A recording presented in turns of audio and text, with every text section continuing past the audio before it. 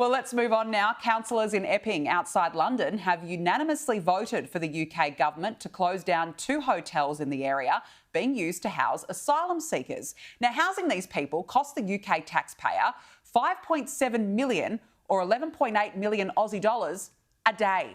A day, would you believe? Now, it comes after furious protests outside from locals. Joining me now is Spiked Online editor Tom Slater. Tom, thanks for joining me. What on earth is actually going on here? Well, this is a long-running issue which has been brought to boiling point. Since about 2020, this hotel in Epping has been used to house asylum seekers. It's a policy that we've seen across the country as the small boats arrivals continue in their tens of thousands.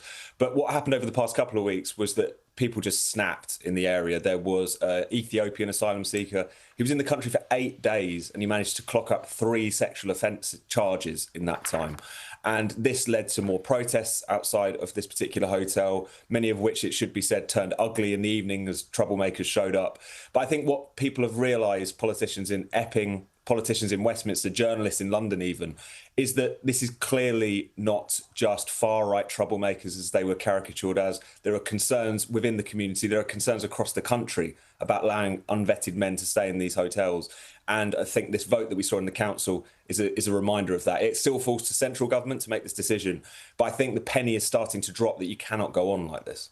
No, and I mean, you don't blame these locals for being so fed up. I mean, enough is enough. It's just ridiculous. Now, look, former UK Labor leader Jeremy Corbyn has launched a new hard left party, which I'm sure is just what the UK needs. But, Tom, he's called it Your Party. What a stupid name. Oh, no, it's absolutely atrocious. They then had to clarify that that's not actually the name. That's just the placeholder name or the name on the website while they work out what the name is. It's been a bit of a shower, to be perfectly frank. I mean, it's incredible that at one point Labour were putting this man forward to run the country. He can't even pull off a website launch without it turning into a complete shambles. As you say, we really don't need this. You know, something for voters to flock to if they feel that the Labour Party is insufficiently Israelophobic. That seems to be essentially the sell here. But there is a constituency for it, certainly in a lot of inner cities, certainly amongst the kind of university graduate class who really backed Corbyn when he was Labour leader. But not a party that's suddenly going to take power, I dare say, but something that could certainly be a problem for Labour in terms of eating away at some of their vote.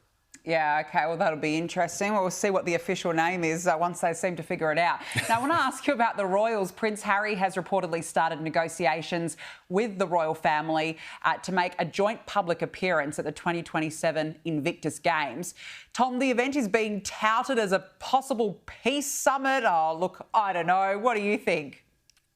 I mean, this seems like it's been in the works for a while. Some of Harry's aides, as well as some of the aides from the palace, meeting in secret for drinks and so on. It's clear that Harry wants some kind of rapprochement, he wants some kind of reconciliation.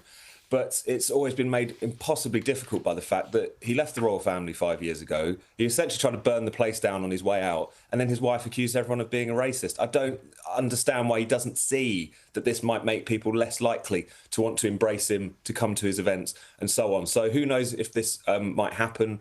One interesting detail is that it seems to be prefaced on the idea that Meghan will be nowhere near the Invictus Games if they're going to appear. So if it is a kind of reconciliation, it's a pretty tepid one that they seem to be going for. Yeah, well, no wonder that they may be happy to go through with it if Meghan's not there. It speaks volumes of what's actually going on. Tom Slater, good to see you as always. Thank you so much for joining me. Appreciate it.